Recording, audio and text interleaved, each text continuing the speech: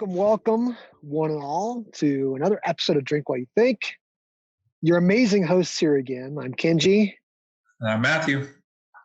And no guest today. No one here with us. It was great having Van with us last week. Our newest team member and part of the merge acquisition we did. It's cool to have him on. So I'm working on getting another guest on too, a return guest, Mr. Michael Lee, who also did an acquisition on the same day we did. So we're looking forward to hopefully getting him on to see if we can talk. Why are people like us doing acquisitions, right? So he's such a copycat. He knew he saw that we put a merge with Acuity tab on it. Like there's probably gonna be a merge with Reconcile tab on his website soon. Nope. Copycat. He hasn't confirmed he's gonna come on yet. I didn't know why he hadn't confirmed. I was like, I just blew it. Oh no, that just definitely made him come on. He'll definitely be. He's like, okay, now I want to come talk trash with you guys. So I did find out that I think he didn't respond because the whole expat crew, the current expat, is in Nashville right now. Wow. Man, made me jealous. Accounting friends getting out and about in a city. I'm jealous. I'm sure they're doing lots of drinking if it's Nashville. It's a great place to walk around and drink. So we should probably get and talk about our drinks.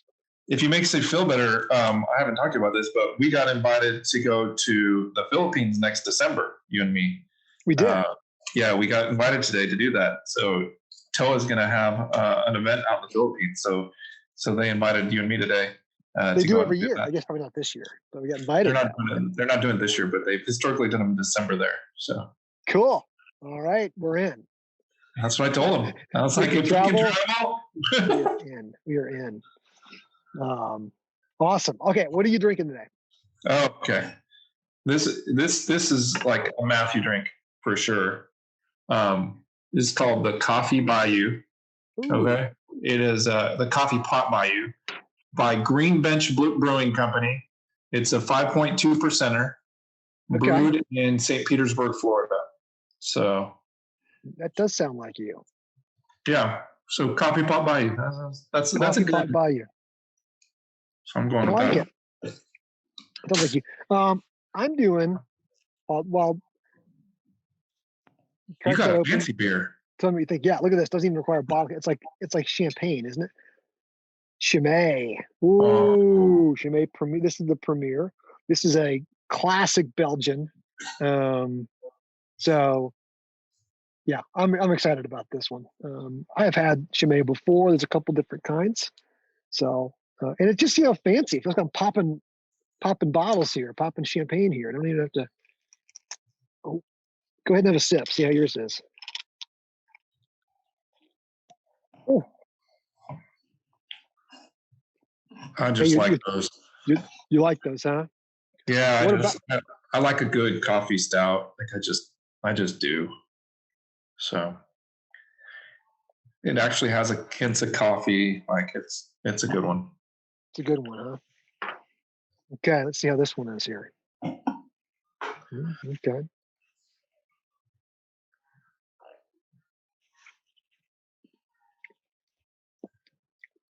That is tasty. That is not too heavy. I think it's 7%, but that's good. It's a good beer. Belgians, that they're the country. I think people think Germans a lot of time, but Belgians know how to do beer. That's the beer country right there. Makes sense. If someone could put together an accounting conference in Belgium, I'm there. I'll just tour all around and in and in. Man. Well, cool. Hey, cheers. Cheers, man. Cheers, dude. Don't have a ton this week, but I'm on some upcoming webinars, and it's kind of got me thinking about these things. And I think the most popular webinar I get asked to do is usually around advisory, kind of advisory and CFO work, right? You probably talked about that too. Like for me, when I get asked, it's by far the most common thing. So next week, which will be the week this drops, I'll be on one with Drav for CPA.com. They have a new partnership, which is pretty cool. So myself, A couple other firms who do CFO services are going to talk about like Giraffe and CFO services. Then I have one coming up about the future of accounting, one that's over Accountex in the UK. That'll be Thanksgiving week. So a couple ones coming up. But anyway, it just got me thinking a little bit about, I guess, CAS or, client accounting service, but mostly about CFO and advisory. Like, right, I think it's been a big part of our practice. But I just think that like people think about it the wrong way, right? Like I just think that, I don't know about you, people hold it up like it's the Holy Grail, like, oh my gosh, you guys are doing CFO work. And so I don't know, I wanted to get your take on it. I mean, I don't want to dismiss it. Like, of course, we're proud of it. It's really our heritage practice, the one that we grew on. But I do think that firms tend to have notions about it that are maybe incorrect. Would you agree with that or disagree? I'll take a slightly different take. I mean, I won't disagree or agree with that. You can have the same problems and pitfalls doing advisory services and not building a scalable business as you can with CAS. So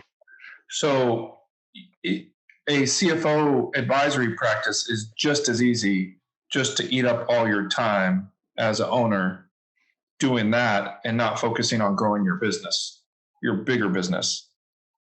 So I feel like people see like advisory as something like the holy grail, but they have to keep in mind, you have to figure out how to do it if you're going to do it in your practice, to not just do it yourself, or to do only as much as you want to do. Like you and I, like just like the same as you, like I get asked to do the things I get asked to talk about are crypto. If it's an accountant, I get asked to talk about cryptocurrency or something that we're doing at Acuity, either with sales, marketing, or outsourcing.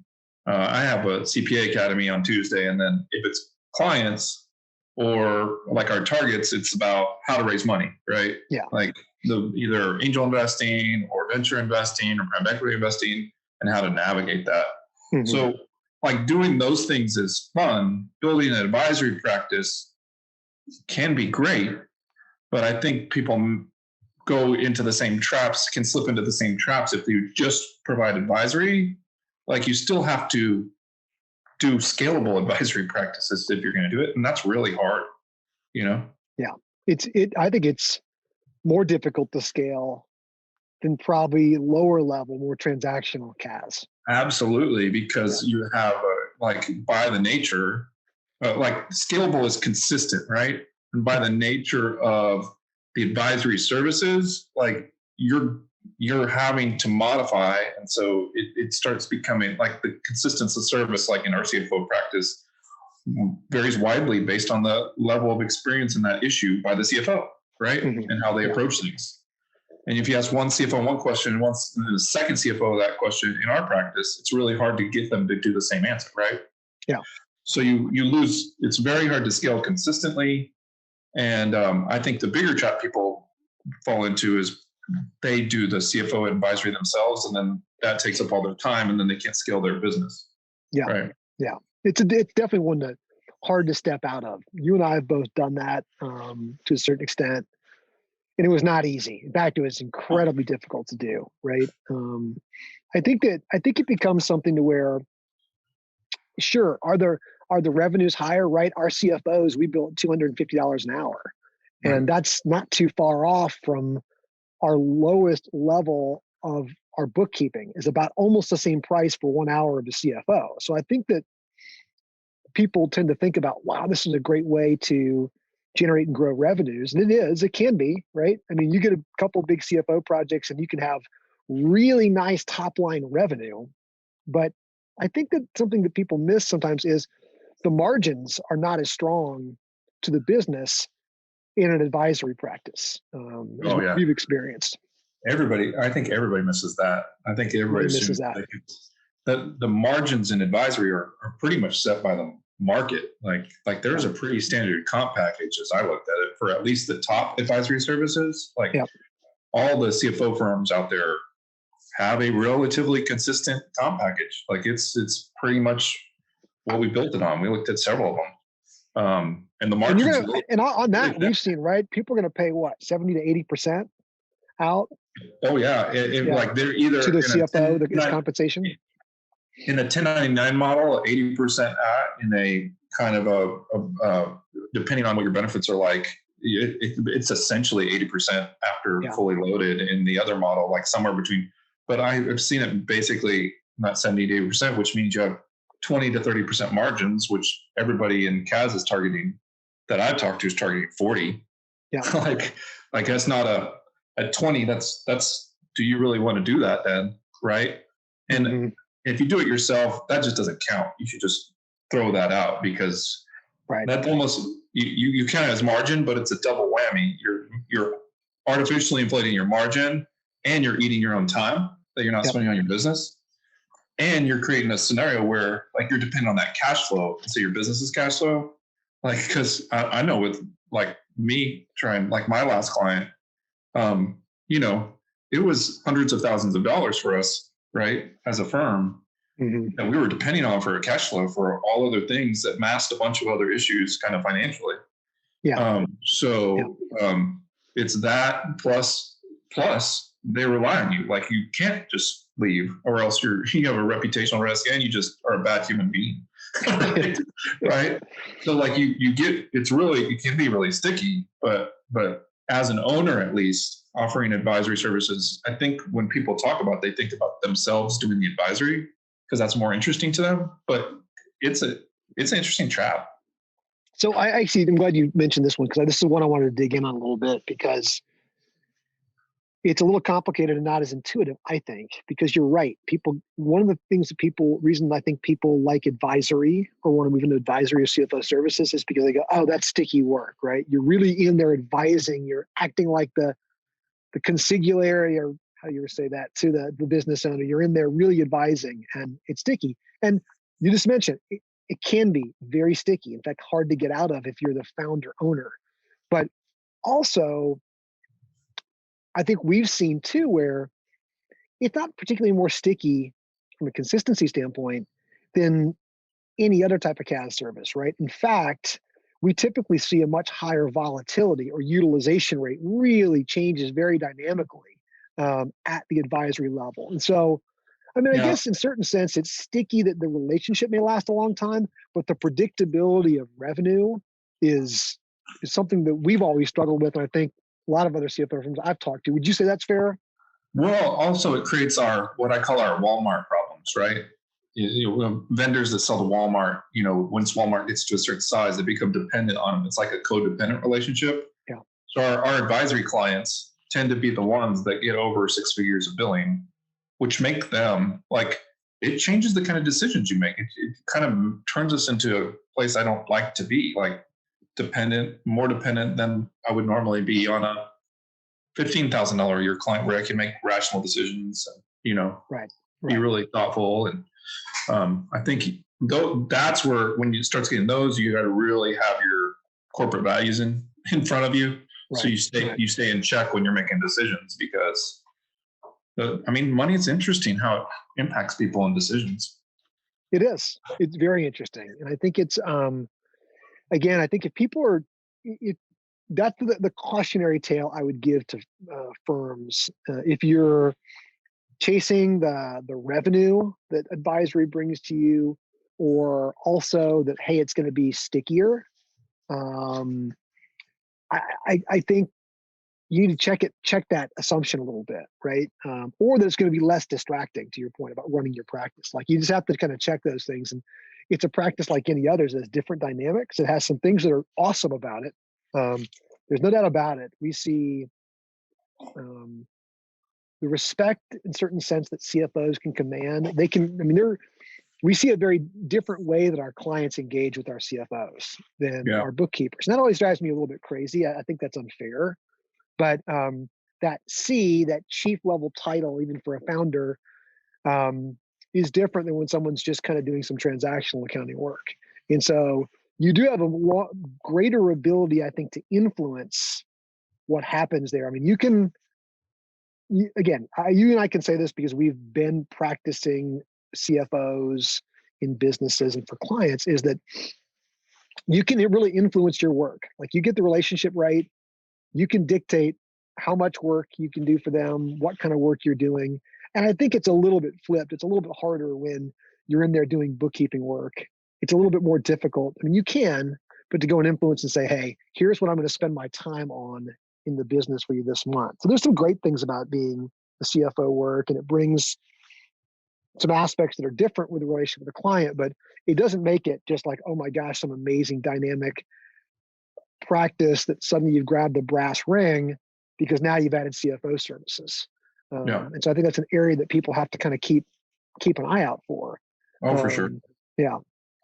And what is your thought on, we don't typically use the word advisory, but do you think advisory can be done at any level of accounting services, or does that start kind of misusing the concept of what advisory services are? I think it's incredibly difficult to do for somebody in a technical role to do advisory services. And the thing is, it's not because they're not capable of it. It's a little bit of like the forests and the trees analogy. Like, if you're in the trees, it's really hard to see the forest. It's not about that person's skill set to me. Because if you we have this with CFOs all the time. When the CFOs get too tactical, they don't give good advice, right? Because they're in the forest. They're in the trees. They're not looking at the forest, right? So I think I would say people are capable of it, but it doesn't match if they are truly doing technical services because of the forest and the trees thing. Totally agree. In fact, I've said this before on webinars and such when I've talked about CFO services, but if you are closing the books, if you are doing anything that has to do with historical financials, you are not providing CFO services. It doesn't mean you're not a CFO. There have been times that I, as a CFO, back in the days, was going in and closing the books for clients and doing things that were pretty tactical. And you're right. I was not providing CFO services, even though I carried the title of CFO. I think that impairs my ability to provide those CFO services. So I think that's a trap to where if you find yourself doing month-end close or any activities there, I think you really have to push yourself and challenge and say, well, that is not CFO level work. Like, it's not less important. It's just different. And it's hard to say, I'm going to focus on closing the books out when really the CFO everything should be forward-looking, totally forward-looking information, right? It's going to be, and I think that's where accountants struggle sometimes too, making that leap, is many, many great controllers who don't make the leap to CFO. Many don't want to because they're very happy and satisfied with where they're at. But I think I always saw a huge disconnect between but difference in the way the work is between CFO and controller. As a controller, I just always go back to the job comes down to financials being timely and accurate, right? That is it's hard to really separate that function from like, man, you just timely and accurate. So it's clockwork, it's accurate. And then the next level up, in most cases, is the CFO. And it just has nothing to do with that. It has nothing to do with that, right? I mean, the skill set is, I'm okay taking risks, making judgments, using hypotheses, being subjective, all that. And it's just such a different, I think that's why a lot of controllers don't make that leap, because they don't want to. They're like, you know what? I like running a very tight, consistent process that really makes me happy. I'm fulfilled by that. And I see the value it brings to the client. Like, going and working in financial models or dealing with external relationships with auditors and bankers and investors, like, that's not where I want to live. So it's just such an interesting, that leap between the two it's a huge chasm, in my opinion. And again, to your point, rarely is it a skill set issue. It's usually a personality issue. Like, that's not what I enjoy doing. I like things to be precise and in order. And so I think as people move to those practices, they need to think about What does my team like doing? Who are my team people that have those proclivities? Because I think the CFO role, personally, our CFOs would hate me saying this. It's less technical than we make it out to be. It really is so It's much way less less technical. technical. Yeah. Oh yeah. I mean, so much less technical. It is highly relationship oriented, highly external, lots of judgment, making guesses. I mean, so anyway. Highly dependent on experience. Yeah. Because so many of the judgments relate to, oh, I've seen this before, and this is what happened the last time, and this, you know what I mean? So yeah. So much of it is experience more than technical, you know? Yeah. I try to think about what the future is for advisory or CFO practices. We've tried a few different times to shake things up and do it a little bit differently. Right? I think the one that I always come back to is, and it comes back to the concept of scaling, right? I think you and I tend to think of, at least I do, you need to, before you can scale something, you kind of need to productize it a little bit. You got to get it something discrete that you can sell repeatedly and you can perform over repeatedly. And that's just where, we've tried. It's not lack of trying. We've tried, we just haven't been able to do it. Do you think that's going to change at all at some point? Do you think someone's going to crack that scalability issue in a way that's you productize CFO services, or are we thinking of it wrong and there's a different way to scale those services? I've come to think of it differently recently. So I think you can, first of all, I think the way you productize CFO services is you productize the entrance of the relationship. So you say, I'll build a financial model for $7,000, or I'll do whatever for whatever, or whatever your scope is, right? So I think, but that is just the entry of the role. That's a finite period of time, a scope project, whatever you want to do. So I think like an initial project, and there's several that we've talked about over the years, you and me, but that is what a productized service can be. What I've come to see as scaling, though, would be our kind of head of CFOs or somebody in charge of kind of scaling our products on a regular cadence, issuing guidance about something proactive on a calendar like level. Like I've talked about it, June should be when we talk about tax credits with our clients. November should be when we talk about forecasting and budgeting with our clients. Like I think scaling in an advisory service looks like a common concerted effort on education around a relevant topic that you do on a consistent basis to everyone, and then they can roll that out, and they learn so they can roll that out on a proactive basis. The secret to advisory to me is proactivity with our clients, is responding to things before they know to ask. So I think there is a way to scale that as a company. And that's one of like my long-term goals for us, is that we have a program and somebody sees that vision and owns that, right? Yeah, we've kind of come back to this before in theory, but you're right. We've never really lived it out as an actual practice. And I think I agree with you. I think we talk about timing. Fortunately, we should, as accountants, should take advantage of, there are different times of the year where different accounting activities should happen, right? As you mentioned, tax credits. As you mentioned, budgeting and forecasting. There are other ones out there as well too, right? So there's that.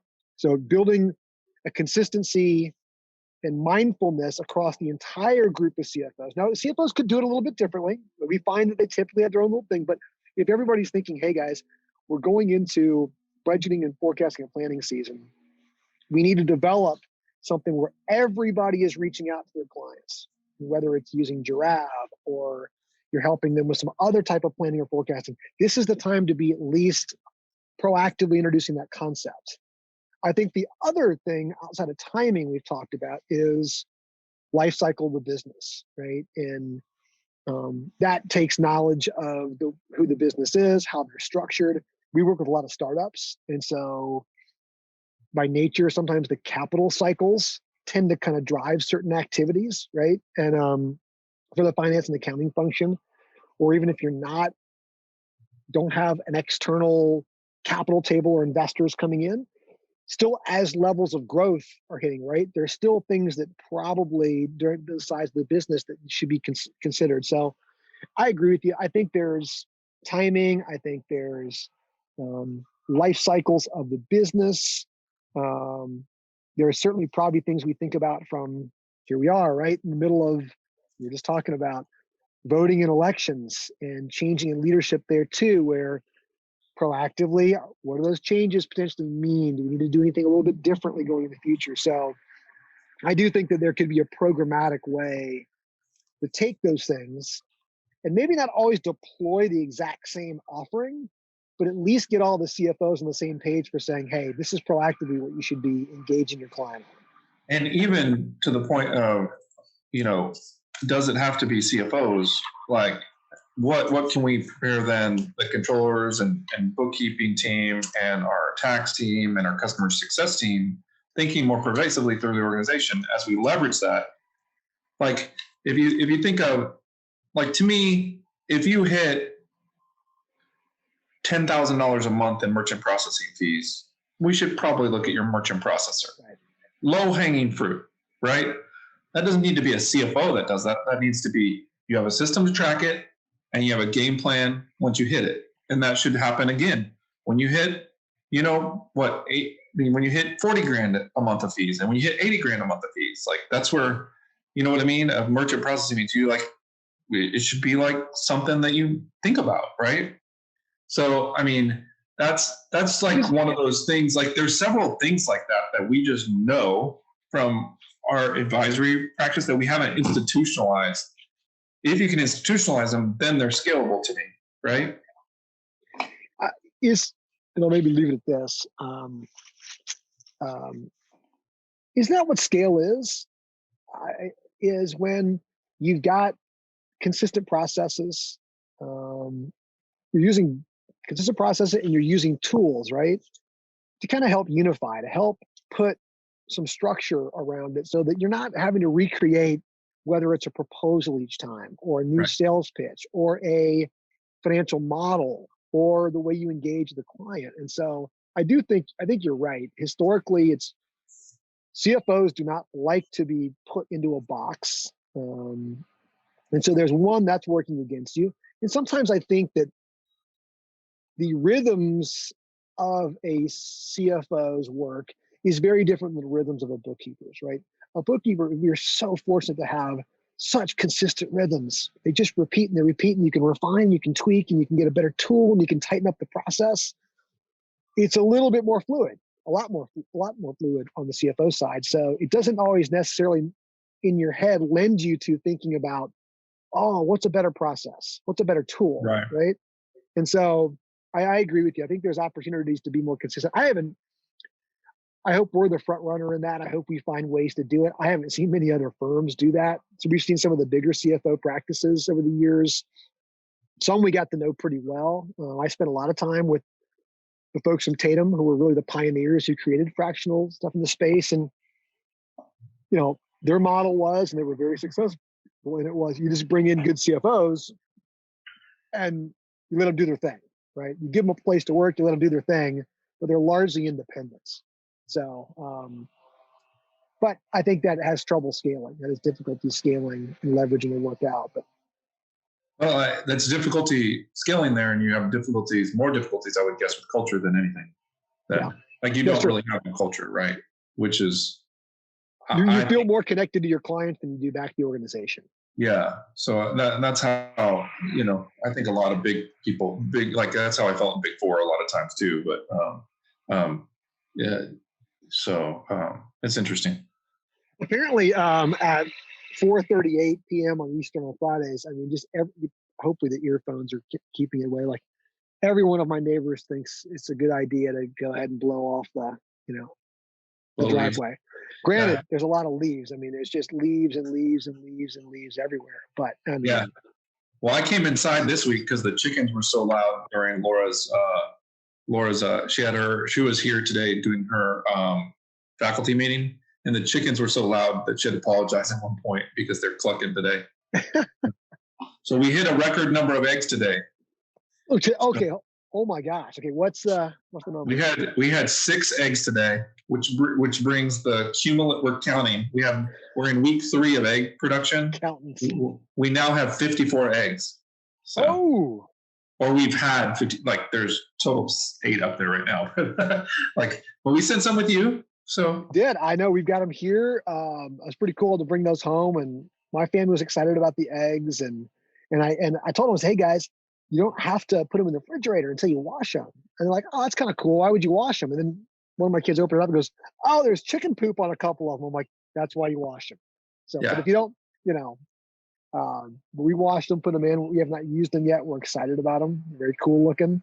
So we've been productive. I mean, you're getting more productive. I think I'm on my 10th or 11th batch of beer. Now you're not too far away from 100 eggs. I mean, we're getting there. We're starting to make things happen. Yeah, well, I mean, 6 a day is what a flock of 11 of these breed is supposed to do. 6 a day. So you're getting up on the appropriate run rate for these chickens. I'm leveled up on run rate, so that's good. egg rate per day. Cool. Before we rate our beers, one last thing. This is just bugging me. I was excited today. You know why? And now I'm bummed out because today was supposed to be the day that I had my very first haircut during COVID that was not done by myself or a member of my family. And unfortunately, this is my wife just said, hey, go to the lady I get my haircut from, because she's very safe. And I went, and she had to cancel on me. I had to cancel for the next couple of weeks. She had a family health issue. And so I'm still dealing with it's pretty bad. It's out of control. It's just out of control. So I'm kind of bummed. I may let one of my kids cut my hair at this point. I have one last thing. We did join the Quintabi Alliance this week. So we joined. A couple of our team members are originally from Mexico. And so we joined the Quintabi Alliance. Oh, was that Joel's? Yeah, Joel and Arthur. I talked to Arthur today. We're getting onboarded. That's awesome. That's awesome. We talked to a cool startup today out of Mexico City called Somos. That's doing like 23andMe, like those kind of testing, but focused on the Latin community with that. So if you're in the Latin community, check out Somos, and if you're a firm owner, check out Quintabi Alliance. That's awesome. I was just talking to email with Joel today, not about that, but I'm super stoked that we're getting involved with that, and we've had some team members get involved. That's awesome. So we're official members now. So I mean, the fact that you get to hang out with Joel and AG, good old Arthur Garcia. I mean, that's bonus right there. It's pretty tight. That's a great perk right there, just with those guys. It's great. That's awesome. Really, oh man, I'm glad we're doing that. I like the shirt. And now I've got swag jealousies. I need to get Quintabi swag. Yeah, we got Trey and Sergio and Maria and me. We're all getting involved there, so it should be fun. You got to up your Spanish game. I know it used to be stronger, probably when you were still in El Paso, but I gotta get it up. I gotta get better. So while I'm pulling up this screen, how the house that you grew up in, how many miles from Mexico was it?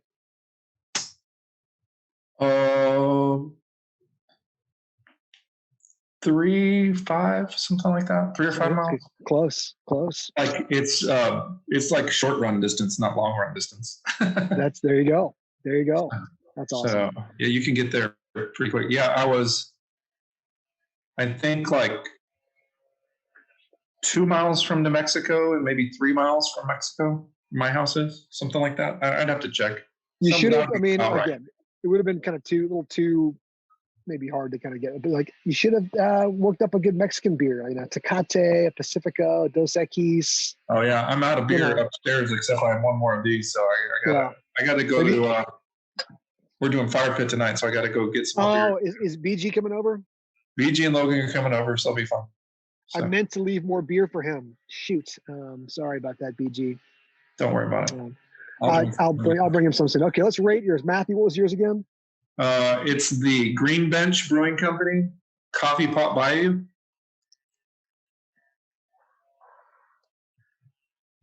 Green Bench, not the IPA. Bench. Let's see. It's called the Coffee Pot Bayou. Green Bench Brewing. Sorry, I pulled up the IPA. Yeah. You just pulled up the IPA instead of the brewing company.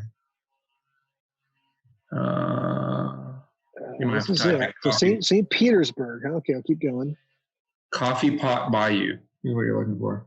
I could have done that. Let's just do that. You might as well type in Coffee Pot Bayou. I bet that's easier.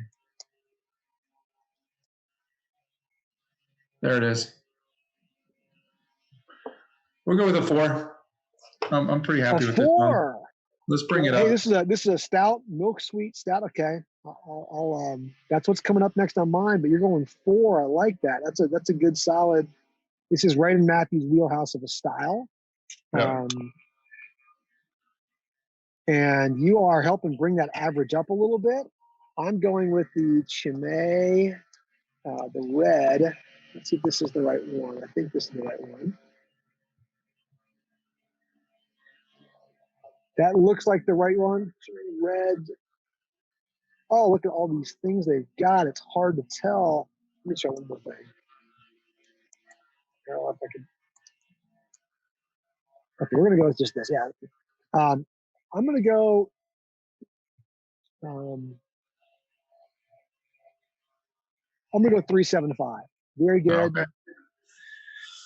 Very Bring good. their average down, huh? I guess. Oh, no, look at that. Average. Actually, right on the money. Right on the money there. But come on, people, join us. We have 3 friends. We could use some more. Join us on Drink While You Think. Come let us know what you think. But hey, man, cheers to you. Cheers to all of you who are out there watching. Subscribe, like it. More importantly, we'd love you to come on it. Send a little something our way, a little message. And again, I promise you, we've talked about this week. If you send us a message on Drink While You Think, I promise you, we read that more than what people send us in our email. We don't even read our emails. You don't read your email. We do not. I do not. So, all right. Looks like Matthew or one of us is kind of pausing or something happening. So, on that note, thanks everyone for joining. We'll see you next time.